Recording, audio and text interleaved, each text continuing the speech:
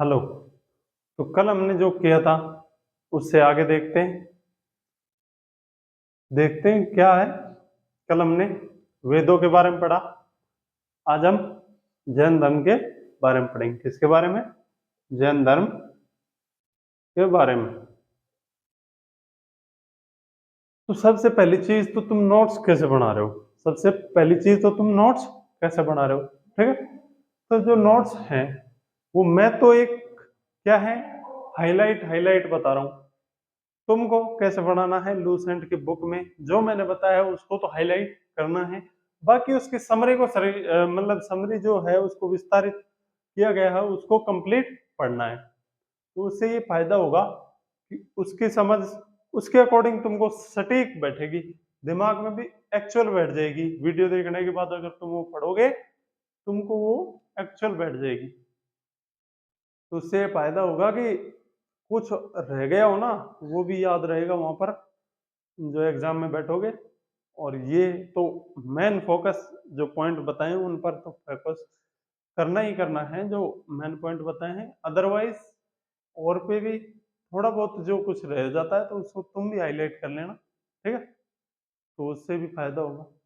अभी पीडीएफ मैं ऐसे यहाँ पर उतारूँ और तुम फिर उतारो, फिर मैं यहाँ पर उतारूँ फिर तुम उतारो, तो ऐसे नहीं हो सकता। ये लंबी बनने लगेगी, फिर वीडियो फिर बनेगी 2-3 घंटे की। तो ऐसा नहीं हो सकता। नोट्स हैं ऐसी बात नहीं है, लेकिन अभी प्रिंट नहीं है। टेलीग्राम चैनल पे बता दूंगा कब डालने, वो बता दूंगा। तो अभी तो है नहीं उपलब्ध टेलीग्राम चैनल में। तो एक बात, अगर तुम सही से सटीक तरीके से अगर मेहनत कर रहे हो तो सफल होना तय है। सही से सटीक तरीके से अगर तुम मेहनत नहीं कर रहे हो तो फेल होना भी तय है। तो एक बात तो पक्का है, हार किसी की नहीं होनी। फेल होगे तो अभी तुमने उतनी मेहनत की है कि फेल होंगे। तुमको पहले ही पता चल गया हम फेल होंगे, और तुम पास होते हो तो तुमको भी ये भी पता है कि तुम पहले ही पास होगे। क्यों? क्योंकि तुमने उस प्रकार से मेहनत की है। जिस प्रकार से महाभारत में जो अर्जुन था, जो विख्यात धनुर्धर के नाम से आज भी चलता है कि श्रेष्ठ धनुर्धर था, तो उस टाइम पे उसने भी द्रोणाचार्य जी की जो गुरुकुल में शिक्षा ली, उसके बाद उसने खुद की भी मेहनत की होगा, खुद का भी एफर्ट जरूर लगाया होगा। नहीं, अगर खुद का भी एफर्ट लगाया तो ही वो विशेष धनुर्धर बनाया। उसने ठान लिया कि मेरे को धनुर्धर ही बनना है, इसके अलावा उद्देश्य ही मेरे कुछ और नहीं है। अगर तुम भी सोचते हो सरकारी नौकरी हमारा उद्देश्य है तो ये करना पड़ेगा। इसके लिए कमर कस ली जाए, है ना। एक है ना, कमर कस ली जाए प्लेन उड़ने वाला है। हमारा ये है कि कमर कस ली जाए, सरकारी नौकरी अपनी पक्की है। ठीक है। All the best. अगर मेहनत करते हो तो सफलता तय है, अगर मेहनत नहीं करते हो सफलता बहुत कोसों दूर है, कोसों दूर है। ठीक है। उसी प्रकार के जब महाभारत में अर्जुन धनुर्धर बन सकता है तो हम सरकारी नौकरी नहीं ले सकते क्या? और जयद्रथ की तरह रहना है तो किसी विख्यात नहीं। ठीक है। तो उसने, जयद्रथ ने एक दिन द्रोणाचार्य जी से जाकर के पूछा कि तुमने ऐसे भेदभाव क्यों किया, वो तुम्हारा श्रेष्ठ शिष्य है और तुमने उसको धनुर्धर बना दिया इतना तगड़ा, और मैं इतना काबिल नहीं था कि मैं आपका श्रेष्ठ शिष्य बनने लायक नहीं था क्या, जो आपने मेरे को श्रेष्ठ धनुर्धर नहीं बनाया। तो उन्होंने एक बात कही थी कि उसने बाद में भी मेहनत की थी, तुमने जब विश्राम किया था उसने ऐसी मेहनत की थी जैसे किसी मजदूर ने, और तुम ऐसे सोए थे जैसे राजा के पुत्र। जो मेहनत मजदूर से भी ज्यादा करेगा तो वो अगर पसीना आएगा तो गाँव की कहावत है कि जो पसीना एडी मतलब चोटी से लेकर एडी तक जाएगा उसकी कमाई खानी चाहिए, अदरवाइज पछती नहीं, है ना। कुछ ऐसा ही है। तो वो चीज है, तो वो बेस्ट भी है। ठीक है। अब देखते हैं जैन धर्म के बारे में। जैन धर्म, जो जैन धर्म है, जो जैन धर्म है, इसके संस्थापक ऋषभ देव थे। कौन थे? ऋषभ देव। ऋषभ देव थे। और इसमें कितने 24 तीर्थंकर हुए थे? कितने हुए थे? 24 तीर्थंकर। ये प्रथम तीर्थंकर है और जैन धर्म के स्थापक भी थे। 23 तीर्थंकर थे पारसदेव। पारसदेव कितने? 23वें तीर्थंकर। और 24वें जो तीर्थंकर थे वो थे महावीर स्वामी। महावीर स्वामी। और इन्हीं को ही आज हम जानते हैं। और इनको भी जो इनके वो हैं गुरुदेव, मतलब जो इनके अभी आराध्यक हैं, वो भी इन्हीं को ही जैन धर्म के संस्थापक मानते हैं। जो इनके आराध्यक हैं वो इन्हीं को ही संस्थापक मानते हैं। किसका? जैन धर्म का। ठीक है। जैन धर्म के संस्थापक किसे मानते हैं आज? महावीर स्वामी को। लेकिन ऋषभ देव इसके क्या थे? संस्थापक थे, मतलब जैन धर्म को बनाने वाले। और जो जैन धर्म है वो संस्कृत के जीन शब्द से निकला है। जैन जो धर्म है वो संस्कृत के जीन शब्द से निकला है। जीन का अर्थ होता है विजेता। जीन का अर्थ होता है विजेता। इसका जीन का अर्थ विजेता। जो जीन शब्द से जैन धर्म निकला है। और फर्स्ट तीर्थंकर जो थे ऋषभदेव, और 23वें तीर्थंकर थे पारसदेव, और महावीर स्वामी 24वें तीर्थंकर थे। ठीक है। जो तीर्थंकर बोल रहा हूं मैं, वो क्या होता है? तीर्थंकर का मतलब होता है जो संसार के दुखों से परे होता है। जो संसार के दुखों से परे, जिनको भगवान की या फिर ज्ञान की प्राप्ति हो गई, भगवान के दर्शन या ज्ञान की प्राप्ति हो गई हो, उसे ही तीर्थंकर कहते हैं। जब इनको ज्ञान की प्राप्ति हुई, इन्होंने देखा धर्म में कुछ त्रुटियां हैं, तो कुछ और अलग धर्म बनाया जाए और उसकी जो त्रुटियां हैं उसको मिटाया जाए। त्रुटि का मतलब एक्सेप्शन, जो उसमें जो कमियां हैं उनको दूर किया जाए। तो उन्होंने नए धर्म की स्थापना की और उसमें उन्होंने जो अच्छा लगा वो जोड़ा, जो खराब लगा उसे हटा दिया गया। ठीक है। जो जैन धर्म है उसके चरण धर्म जो है, 4 विशेष बातों पर इस धर्म में गौर दी, मतलब गौर से समझाया गया है। किसके बारे में? सत्य बोलो, सत्य बोलो, अहिंसा मत करो, हिंसा मत करो, सॉरी हिंसा नहीं, अहिंसा मत करो तो अगर मतलब कल से हिंसा ही हिंसा होने लग जाए। हिंसा मत करो, झूठ मत बोलो। आजकल नेताओं के इसके बिना चलती नहीं गाड़ी। झूठ मत बोलो। और धन का संग्रह मत करो। आजकल तो जो बाबा जी हैं वो भी मतलब क्या कहते हैं, महात्माओं भी ये इसके बिना नहीं होता। धन का संग्रह मत करो। तो ऐसा नहीं हो सकता, धन का संग्रह जरूरी है आजकल। झूठ मत बोलो, चल जाएगा। झूठ के बिना भी नहीं चलेगा। क्यों? हमारा चल जाएगा बिजनेसमैन और नेताओं का नहीं चलता। हिंसा मत करो, नेताओं के वोट कट जाएंगे। झूठ मत बोलो, सॉरी ये झूठ मत बोलो और सत्य बोलो, ये तो एक ही बात हो गई। तो इसकी जगह अलग आएगा। क्या आएगा? धन का संग्रह मत करो, झूठ मत बोलो, हिंसा मत करो और चोरी मत करो। सॉरी, चोरी मत करो। चोरों की छुट्टी। मतलब हिंसा मत करो, नेताओं के वोट कट। चोरों की छुट्टी, नेताओं के वोट कट। झूठ मत बोलो, नेताओं का राशन पानी बंद, बाबा जी का खाना खत्म। तो इन्होंने तो सारे ही रास्ते बंद कर दिए, फिर संसार चले किससे? क्या हो गया? चोरी मत करो, हिंसा मत करो, झूठ मत बोलो और धर्म का संग्रह मत करो। ये 4 चीजें इन्हें विशेष ध्यान दिया है और सबसे ज्यादा ध्यान हिंसा मत करो पर दिया है। ठीक है, आगे आते हैं। आगे आते हैं, क्या है, जो महावीर स्वामी हैं इनका जन्म कहाँ हुआ, इनको ही मेन क्यों माना जाता है, उसके बारे में बताएंगे। जो जैन धर्म है वो 24 तीर्थंकर हुए थे, इन्होंने अपने ज्ञान उपदेश दिए और प्रचार प्रसार किया। लेकिन जो महावीर स्वामी हैं इनके बाद कोई तीर्थंकर हुआ ही नहीं, प्रचारक हुए थे। प्रचारक हुए थे, उपदेश देने वाले भी हुए थे, लेकिन ज्ञान की प्राप्ति और किसी को हुई नहीं। महावीर स्वामी को इसलिए अंतिम तीर्थंकर भी कहा जाता है। ठीक है, तो जो महावीर स्वामी हैं उनका जन्म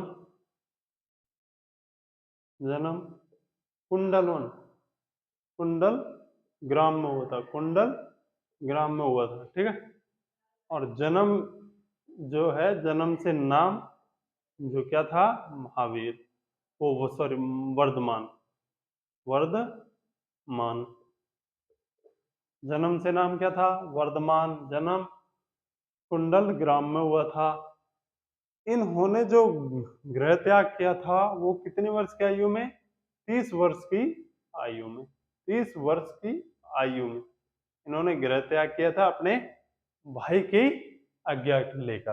ठीक है, और इनके जो जमाई जमाई जो थे, मतलब दामाद, जमाई हमारे गांव भाषा में दामाद बोलते हैं। जो दामाद थे वो क्या थे, जमाली। जमाली इन्हीं के दामाद थे। बेटे का नाम प्रियदर्शनी, इतना महत्वपूर्ण नहीं है, प्रियदर्शनी था। ठीक है, और इनका जन्म एक राज परिवार में हुआ था। उसको त्याग करके फिर क्या बने थे, तीर्थंकर बने थे। ठीक है, तो मेन पॉइंट तो ये भी बनता है कि राजा का हमें इतनी सुविधा मिलने के बाद भी वैसे के वैसे ही रह जाते हैं। इन्होंने इतने सुविधा मिलने के बाद भी इन्होंने त्याग करके एक, मतलब क्या बोलते हैं, भिक्षु की तरह जीवन जी करके फिर इन्होंने अपनी क्या की थी, ज्ञान की प्राप्ति की और फिर संसार में विख्यात हुए। तो ऐसे ही तो विख्यात नहीं होते हैं। तो 24 वर्ष, 12 वर्ष तक इन्होंने कठोर तपस्या की। कहां पर, एक बरगद बरगद के पेड़ के नीचे इन्होंने कठोर तपस्या करके ज्ञान की प्राप्ति की थी। ज्ञान की प्राप्ति की थी इन्होंने एक बरगद के पेड़ के नीचे 12 वर्ष तक जो कठोर तपस्या करने के बाद इनको ज्ञान की प्राप्ति हुई थी। एक चीज और है इनके साथ, क्या, तो ये जो थे इन्होंने मूर्ति, इसकी मूर्ति का विरोध किया था। ये मूर्ति, किसी मूर्ति का मतलब मूर्ति से भगवान की मूर्त नहीं करते थे। ये बिना मूर्ति के इन्होंने अपनी साधना की थी और फिर इनको ज्ञान की प्राप्ति हुई थी। ठीक है, तो अगला आता है, अगला क्या आएगा, महावीर स्वामी को जब ज्ञान की प्राप्ति हुई थी उसके बाद उन्होंने क्या किया उसके बारे में डिटेल से पढ़ रहे हैं। अब ज्ञान की प्राप्ति हो चुकी है, अब देखो आगे ज्ञान की प्राप्ति होने के बाद क्या क्या हुआ। अब ज्ञान की प्राप्ति हो चुकी, तो ज्ञान की प्राप्ति के बाद इन्होंने पहला उपदेश कहाँ दिया, पहला उपदेश कहाँ दिया, तो पहला उपदेश पहला उपदेश प्राकृत भाषा में, प्राकृत भाषा में उन्होंने पहला उपदेश प्राकृत भाषा में दिया था। पहला उपदेश प्राकृत भाषा में दिया था, और जो लास्ट अंतिम उपदेश है जो पावापुरी में दिया था। पावापुरी में इन्हें अंतिम उपदेश दिया था, और फर्स्ट उपदेश प्राकृत भाषा में दिया था। फर्स्ट उपदेश प्राकृत भाषा में दिया था, और अंतिम उपदेश जो है पावापुरी में दिया था। पावापुरी में दिया था। और जो फर्स्ट उपदेश था वो बराकत नदी के तट बराकत नदी के तट पर दिया था। फर्स्ट उपदेश जो प्राकृत भाषा में दिया था, और अंतिम उपदेश पावापुरी में। और पावापुरी में ही इन्होंने मतलब संसार रूपी इस सागर से मुक्ति पा ली थी। ये पंच तत्वों में विलीन हो गए थे। ठीक है। और जो इनके प्रथम भिक्षुक होता है भाई, संसार रूपी मोह को त्यागने वाला।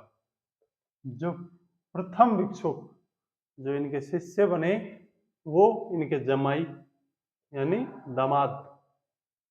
दामाद, उनका नाम मैंने पहले बता दिया है, जयमाली। इनके पहले भिक्षुक बने, और भिक्षुकनी चंपा बनी। और इन्होंने अपने धर्म मतलब जैन धर्म का प्रचार प्रसार बहुत तेज प्रकार से किया, और यह धर्म बहुत जल्दी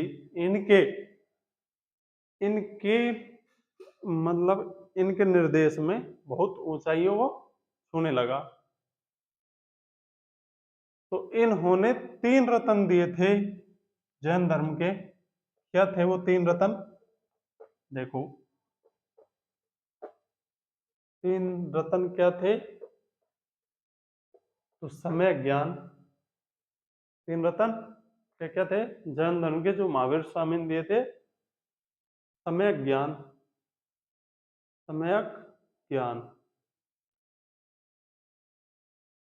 सम्यक दर्शन, सम्यक आचरण। ये 3 रत्न इन्होंने अपने जो ग्रंथ है उसमें दिए थे, जो जैन धर्म में सम्मिलित हैं। ठीक है। और इन्होंने फिर बहुत से कार्य जैन धर्म के लिए किए। मूर्ति का विरोध, जो अहिंसा को रोकना, फिर प्रचार प्रसार देना, उपदेश देना, अपने जैन धर्म को प्रचार करना, और लोगों को इसके बारे में समझाना, और इसके प्रति आकर्षित करना और सम्मिलित करना। ठीक है। जब 24वें तीर्थंकर महावीर स्वामी नहीं थे, तो उनका उपदेशक कौन बना? आर्य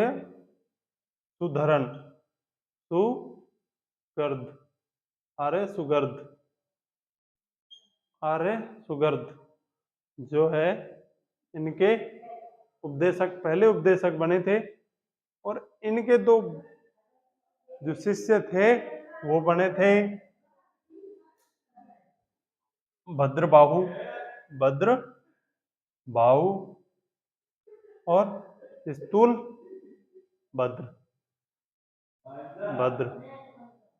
भद्रबाहु और स्थूल भद्र, इसके 2 प्रचारक बन गए। और 2 प्रचारक